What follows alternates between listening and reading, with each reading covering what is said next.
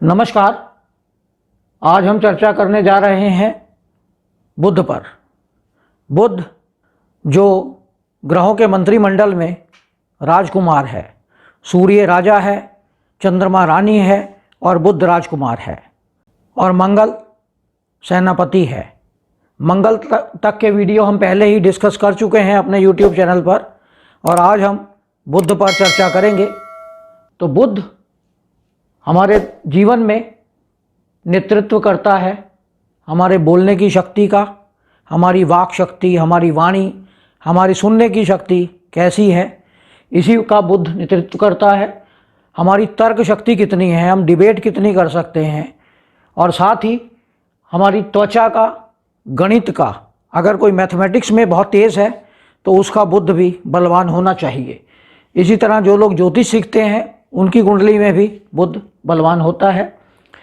और बुध की 2 राशियां हैं, 3 नंबर मिथुन राशि और 6 नंबर कन्या राशि। 3 नंबर की राशि जो तीसरे घर में पड़ती है और 6 नंबर की राशि छठे भाव में होती है। छठे नंबर की राशि में बुध उच्च का होता है और 12 नंबर की राशि में बुध नीच का होता है। बुध भद्र योग भी बनाता है, तो इस पर हम बाद में चर्चा करेंगे। बुध गायन का भी और बुद्धि का भी प्रतिनिधित्व करता है। बुध अगर लगन में हो और लगन 3 नंबर का हो, 3 नंबर का लगन और बुध हो, तो ऐसे लोगों को अक्सर देखा गया है कि घुटनों में दर्द की प्रॉब्लम हो जाती है।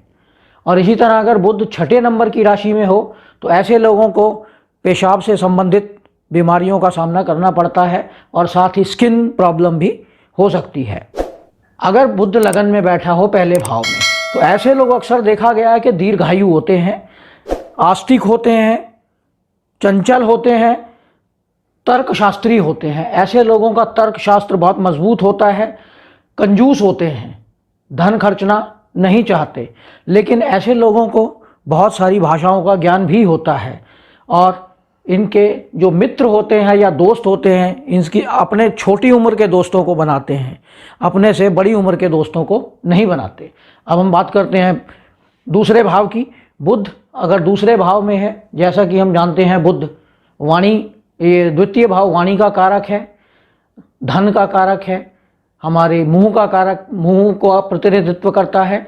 तो बुध यहाँ पर अच्छा वक्ता होता है, बोलने की शक्ति होती है ऐसे लोगों में, और ऐसे लोगों में सुनने की भी शक्ति होती है। ऐसे लोगों के कान बहुत पतले होते हैं, बहुत दूर की आवाज़ को सुन सकते हैं ऐसे लोग सुंदर मुंह होता है इनका, अट्रैक्टिव फेस होता है, प्रभावी वाणी होती है।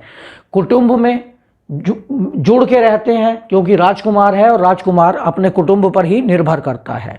धन कमाना जानते हैं, डिजिटल दुनिया का ये भी प्रतिनिधित्व करते हैं। अगर ये डिजिटल मार्केटिंग या डिजिटल से संबंधित कोई कार्य करते हैं तो उसमें इन्हें कामयाबी मिलती है। अब हम बात करते हैं बुध तीसरे घर में। बुध तीसरे घर में बहुत तेज होता है, हर काम में निपुण होता है, हर काम को अच्छी तरह से करता है, लेकिन डरपोक होता है। वह काम को डर के करता है लेकिन अच्छे काम करता है। ऐसे ही लड़ाई से बहुत दूर रहता है। लेखक बन सकता है, संपादक बन सकता है, पत्रकार बन सकता है ऐसा व्यक्ति, रिपोर्टर बन सकता है। और तृतीय भाव से हम इच्छाएं भी हमारी जागृत होती हैं। तो बुध राजकुमार जैसी इच्छाएं जागृत करता है। और अगर तीसरे घर का स्वामी होकर बुध 11वें भाव में चला जाता है तो यह सारी इच्छाएं अपनी पूरी भी करता है। ऐसा समाज सेवक भी होता है और छोटे भाइयों के साथ मिलजुल कर रहता है। अगर बुध चौथे घर में हो तो चौथे घर का बुध भाग्यवान लोग होते हैं, ऐसे अट्रैक्टिव लोग होते हैं, ज्ञान का अच्छा ज्ञान होता है, वाहन अच्छे होते हैं, घर का सुख साधन अच्छे होते हैं क्योंकि यह राजकुमार है और सुख साधनों का यह घर भी है चौथे घर से हम सुख साधन, माता आदि से, माता को भी देखते हैं तो अपनी मदर से ये अटैच्ड होते हैं क्योंकि यह राजकुमार है और बच्चों की तरह रहता है चौथे घर के अंदर। लेकिन यहाँ अपनी सुख सुविधाओं के कारण यह आलसी हो जाते हैं, नीतिवान होते हैं। यह नीति बहुत अच्छी बनाते हैं लोगों को सलाह देने के लिए, इंटेलिजेंस होती है। लेकिन जैसा कि हम जानते हैं चौथा घर है चंद्रमा का घर है और चंद्रमा इमोशनल प्लैनेट है और यह बुद्धिमान प्लेनेट है, तो इसके बीच में द्वंद्व चलता रहता है। कभी ये बुद्धि से निर्णय लेने का प्रयास करता है और कभी इमोशन से।